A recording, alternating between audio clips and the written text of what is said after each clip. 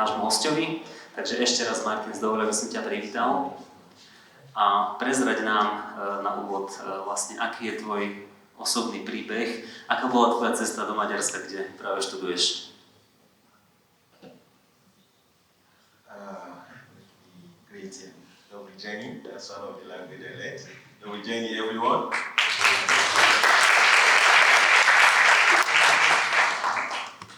Thank you very much for this opportunity. Veľmi pekne ďakujem za túto príležitosť. I want to especially thank the ACN, the president of the ACN, the national director of the ACN for this particular mutual opportunity and mutual advantages that he has rendered to us. A tak veľmi špeciálne by som chcel poďakovať nadácii ACN a aj národnému riaditeľovi za túto spoločnú iniciatívu a príležitosť. And I want to also especially thank the guests who are all here to listen to a lot of testimonies and to know what the Christians all over and the Christians within the northern part of Nigeria are facing. A takisto by som chcel poďakovať aj všetkým vám, hosťom, ktorí ste tu prišli, aby ste si vypočuli svedectvá o živote kresťanov v severnej Nigérii. So with that, I will start by introducing myself, even though I've been introduced. A tak začnem, že sa predstavím, hoci už to čiastočne spravili. I am Martin Escuchena Obidiegu from the north side of Nigeria. Volám sa Martin Uchenga Obidiegu a pochádzam zo severnej časti Nigérie. Nigeria is in West Africa and it has landmass of about 930 square kilometers. Nigéria sa nachádza na západe Afriky a má cez 930 000 km² rozlohu. And we are about 250 million in population. A populácia je asi 250 miliónov.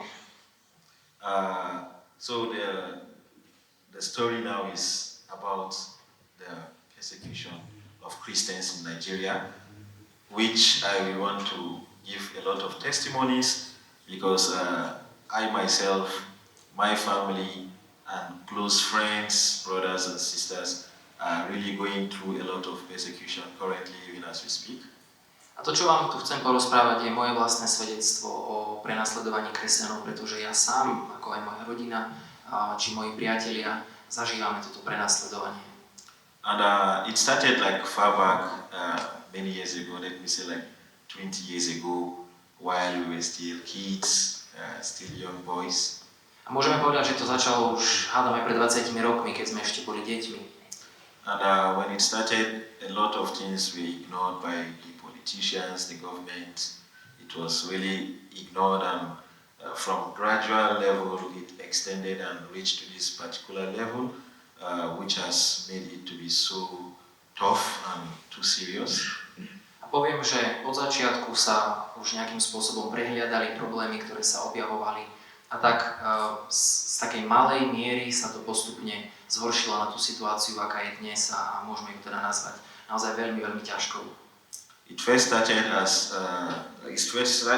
when as riots, kind of having some protests, some riots where churches were burned down, Christians were attacked in their homes, Christians were killed without having any form of feelings, were burnt in their houses alive. A začalo to nejakými vzbúrami, začali sa páliť kostoly a páliť ľudské obydlia.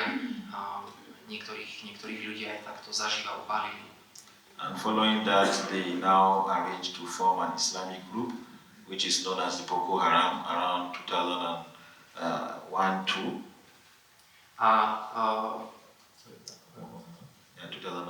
A tak potom sa to ďalej vyvinulo do islamistickej skupiny s názvom Boko Haram, niekedy okolo roku 2000.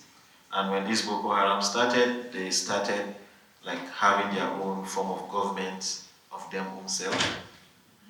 A keď teda Boko Haram prišla na scénu, tak začali mať akoby takú vlastnú formu svojej vlády. And from there they started going gradually attacking Christians who tried to exercise their faith. A odvtedy začali útočiť na kresťanov, ktorí chceli vyznávať a praktizovať svoju vieru. And this Boko Haram decided to take over a lot of cities, particularly attacking Christian-dominated areas, Christian-dominated communities, Christian-dominated villages, started attacking them gradually, and also started burning down almost all the churches. As I speak to you now, a lot of churches are down within that part of Nigeria. We have no churches there to worship. A postupne sa táto skupina Boko Haram začala tak uzurpovať si rôzne mesta, začali robiť rôzne útoky a nájazdy na primárne kresťanské mesta, oblasti či komunity, začali páliť kostoly. A ako tu teraz sedíme, tak vlastne v tejto našej časti v podstate už nemáme žiadne kostoly. And personally, as a student then, or as someone who was growing, we were being discriminated as Christians. The school we go to, they don't permit the teaching of Christian religion studies in the school. A potom ako študent, alebo ako študenti sme zažívali tiež rôzne formy diskriminácie. Na školu, kde som chodil, tam nebolo dovolené nejakým spôsobom praktizovať vzdelávanie teda v kresťanskom duchu. However, Islamic studies we taught in almost all the schools of the university. A tak na takmer každej škole sú islamské štúdia. And studying as a Christian there was like so difficult for us because at some point in time you will be informed and you will be asked, you will be persuaded if you will convert, promising us a lot of things like if you convert, we will give you a house, we will give you a car, we will give you a wife to marry, we will make sure you are comfortable with life. A tak študovať ako kresťan je veľmi náročné. Potom časom vlastne prichádzali ponuky, že ak konvertuješ, tak ti zabezpečíme dobrú budúcnosť, dáme ti auto, dáme ti prácu, manželku, ktorú si budeš môcť zobrať a život plný pohodlia. Some of us were able to stand through and not agree with the way they want to deceive us. Why, unfortunately, some of us that have no strong faith in God fell for the deception. A tak niektorí takto bojovali sme a niektorým sa nám podarilo ostať verní svojej viere, ale niektorí podľahli týmto ich klamlivým ponukám. And with all those things happening, it wasn't an easy one because at some point during the Boko Haram attack, I lost my dad. And after losing my dad, my mom developed some kind of blood pressure, had high blood pressure, developed a heart failure, and later on she joined him.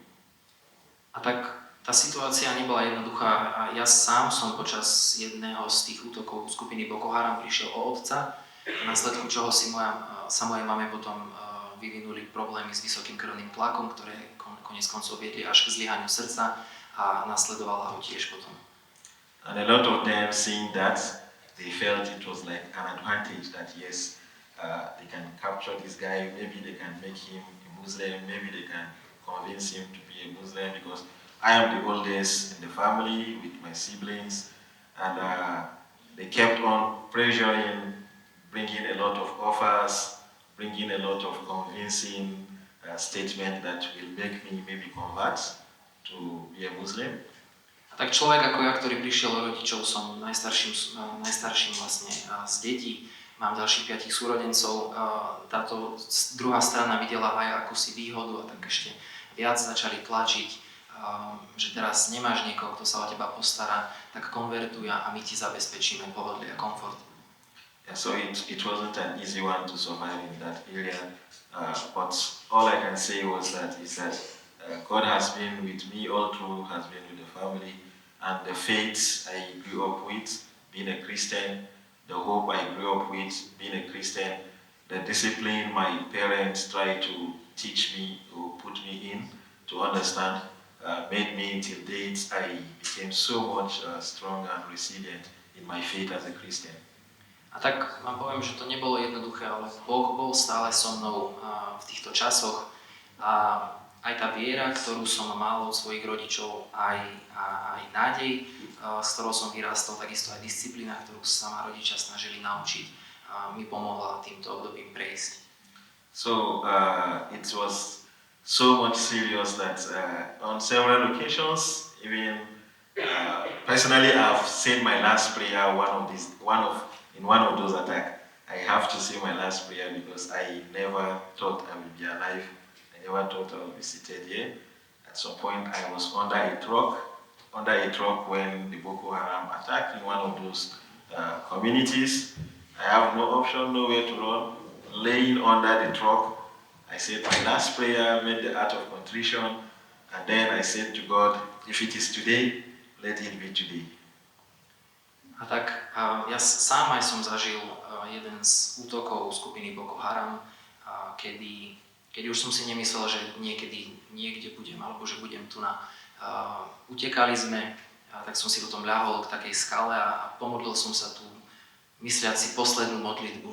A vravím, Bože, ak je ten čas dnes, tak nech sa tak stane. Yeah, so it was after I survived that attack particularly, that hopefully, and should I say coincidentally, the Hungarian Health Agency opened up some of its scholarship platform, and that scholarship platform was the Scholarship for Persecuted Christians, which they opened. And when they opened that scholarship platform, we started making application because it was solely for persecuted Christians. And I can remember making the application for like 6 years to 7 years before I finally got the opportunity to be in Hungary. Potom, ako som z Božej milosti prežil tento útok, tak prišla príležitosť z maďarskej agentúry na pomoc, ktorá otvorila štipendium pre prenasledovaných kresťanov. 6 rokov som sa snažil tam dostať, posielal som žiadosti a až v roku 2024 to vyšlo.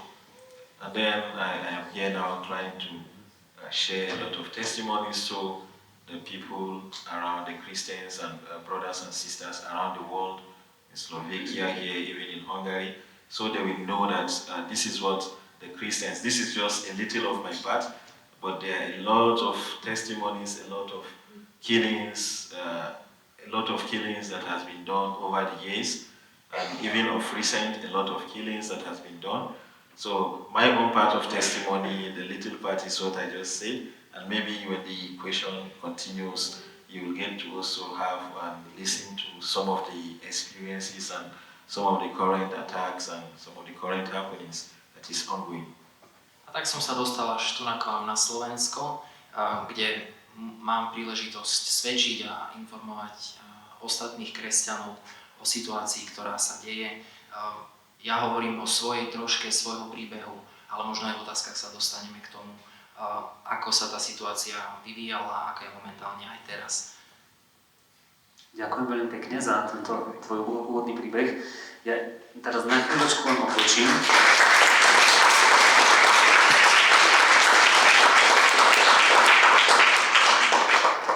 Mňa zaujal jeden fakt, ktorý som sa dozvedel, že ty študuješ geofyziku.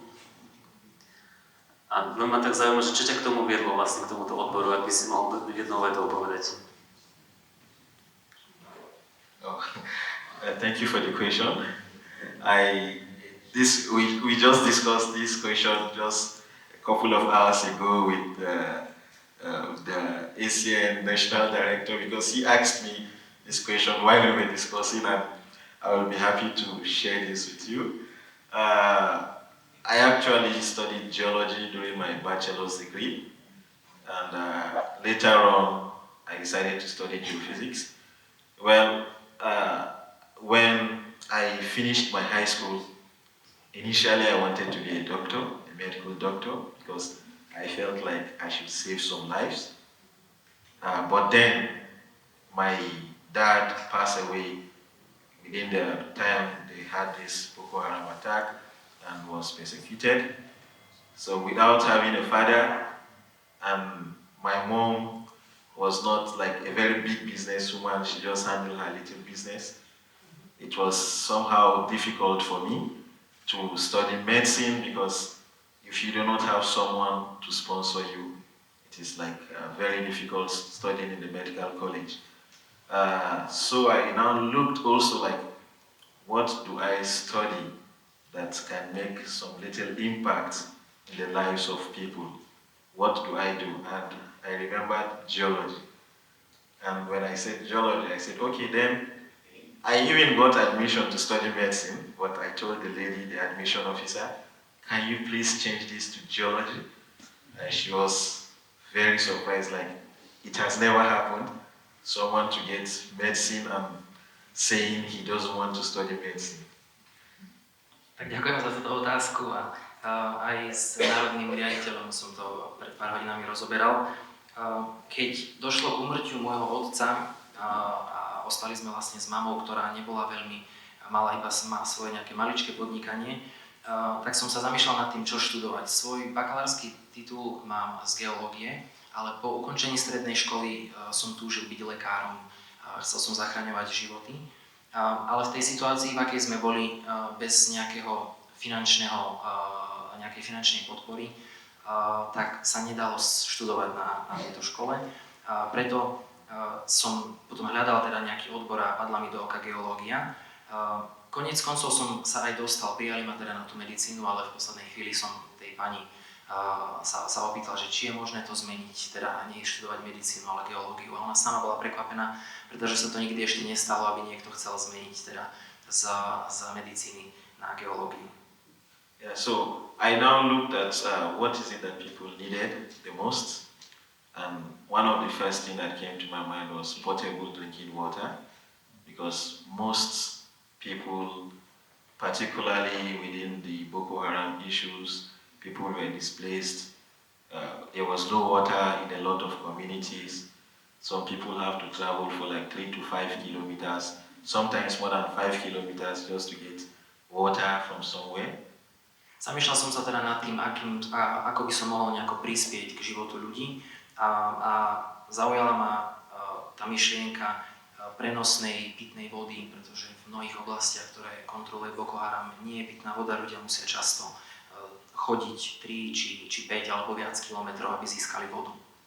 And then I said, okay, now is the right time for me to study geology, and started having interest in geophysics, because it allows me have good information about what is under the ground, mineral resources, groundwater, trying to carry out investigation on soil to know if a building can rest on the soil, all in the means and all in terms of trying to have a good way to contribute to human development and human safety. No a v tom potom ma zaujala aj geofyzika, pretože mi dáva možnosť hlbšie získavať informácie aj o veciach, ktoré sa nachádzajú pod zemou, či už sa bavíme o mineráloch, či vode, alebo aj pôde. A chcem takýmto spôsobom prispievať rozvoju ľudstva. Yeah, and I studied geology, and while in my second year studying geology, I saved some little money, and I bought an equipment that can allow me carry out some of this survey. And this equipment, throughout my studies in the university, was assisting me to do this survey. And towards the ending of my studies, the equipment got bad, and I could not fix it later on. A v druhom ročníku sa mi podarilo našporiť nejaké peniaze a kúpil som si také zariadenie, ktoré som mohol používať na vykonávanie nejakých tohto hľadania či vyšetrovania. Robil som aj rôzne prieskumy, ale na konci môjho štúdia sa toto zariadenie pokazilo, už sa mi ho nepodarilo spojazniť. And then I started seeing, putting a lot of smileys on people's face, like a place that they haven't seen water in a particular community for over 20 to 30 years. Later on, after all those surveys, previously they told them there was no water within that environment, you cannot get water.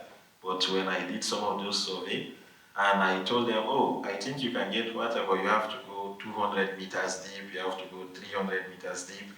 And I was able to convince those NGOs, and they accepted, and under doubt they accepted, because it was like not normal. And the first thing after drilling a lot of water, the community smiling, jumping, celebrating.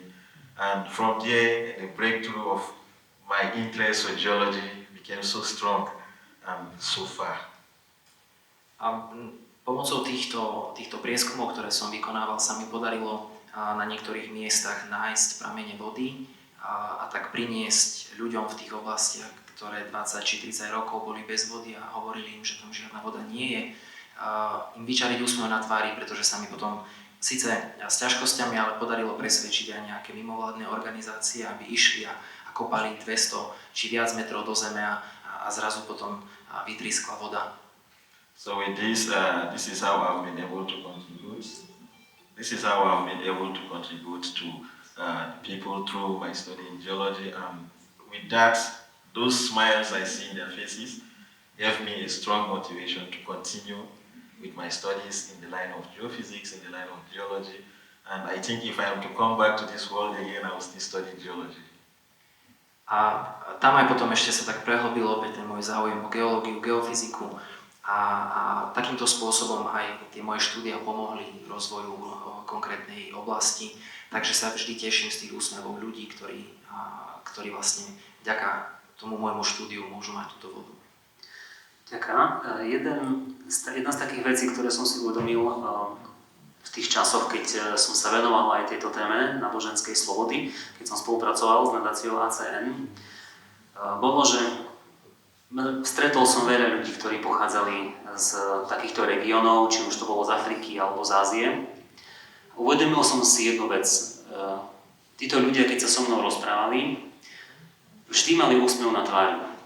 A aj ty rozprávaš úsmevom na tvári, tak ma zaujíma, ako je to možné, kde vlastne beriete silu na to, aby ste po tom všetkom, alebo pri tom všetkom, čo zažívate vy, vaše rodiny a priatelia, aby ste dokázali žiť nejako s radosťou, s nádejou a ešte sa aj usmievať a rozdávať to druhým ľuďom.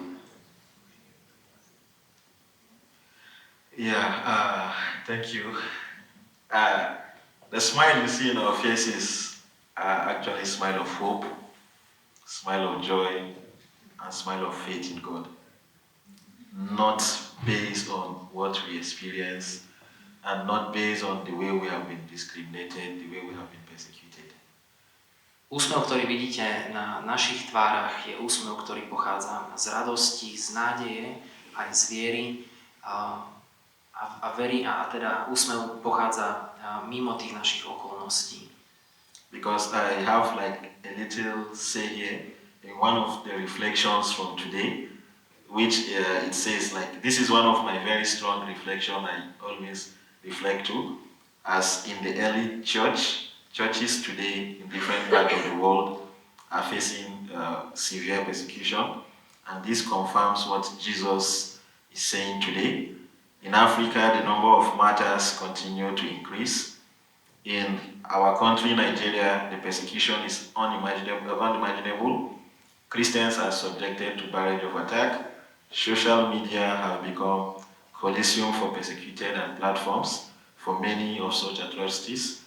But he says here, how we act in the face of this situation has everything to do with whether we are truly disciples of Jesus. It is easy to give in the hatred and anger, but we must not. We must act with love and forgiveness, for by this we conquer those who persecute us. If we don't put this smile on our face, we make them feel so important that they have won over Christ. And this is why we cannot just frown all the time or cry all the time, rather than putting the smile on our face, which is a smile of hope. Zazdielam v tomto jedno také zamyslenie, ktoré ma vždy osloví, v ktorom sa píše, že tak ako aj prvotná cirkev bola prenasledovaná, čo Kristus sám o tom hovoril, tak aj v dnešnej dobe veľmi rýchlym tempom rastie počet mučeníkov, ktorí zomierajú pre svoju vieru. Tá situácia u nás v Nigérii je obzvlášť náročná. Zo sociálnych médií napríklad sa stali platformy, na ktorých rôzne tieto organizácie a títo útočníci obhajujú tie svoje konania. A tak my sme v tom pozvaní, aby sme na to neodpovedali nejakým hnevom, ale aby sme odpovedali s láskou a aby sme odpovedali odpustením, pretože ak nebudeme mať úsmev na svojich tvárach, tak tým ľuďom, ktorí nám ubližujú, dáme pocit úspechu a víťazstva. Ale práve ten úsmev je to našou odpoveďou.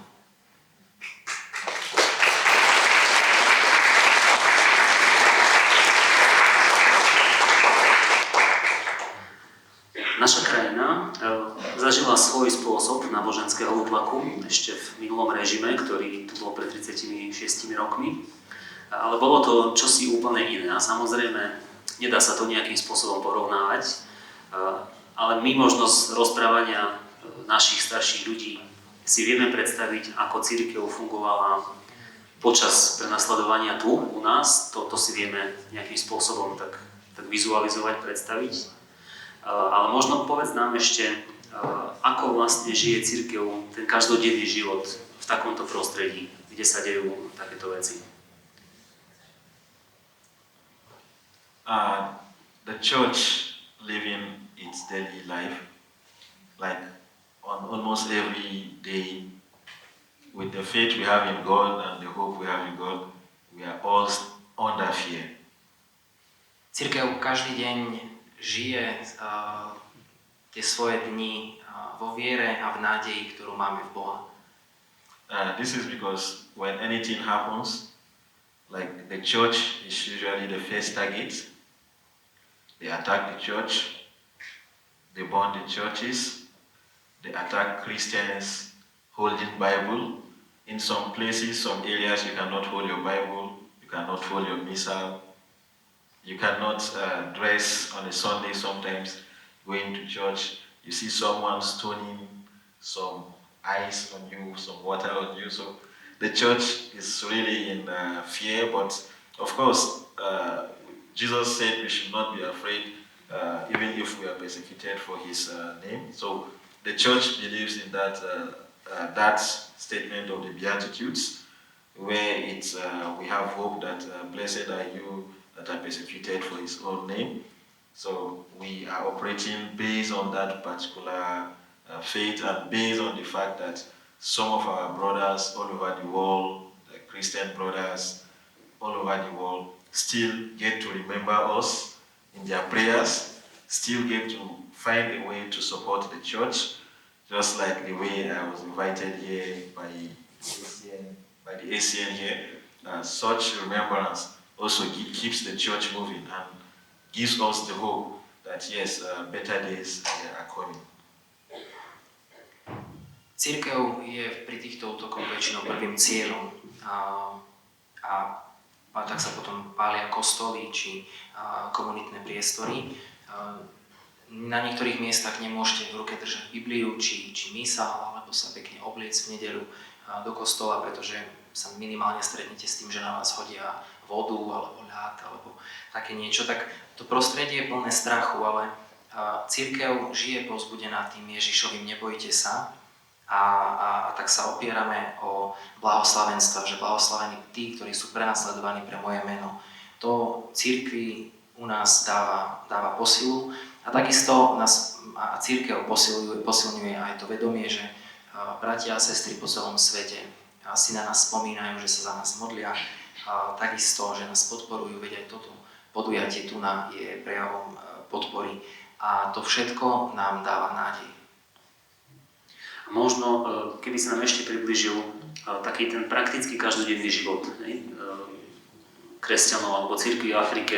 My máme nejakú predstavu o svojom živote, ako to u nás funguje. Máme tu každý deň svätú omšu, máme tu takéto farské spoločenstva, kde sa dejú stredka, rôzna formácia, krúžky a tak ďalej, ale že možno, čo je taká vaša forma toho života, aj v tom prostredí možno.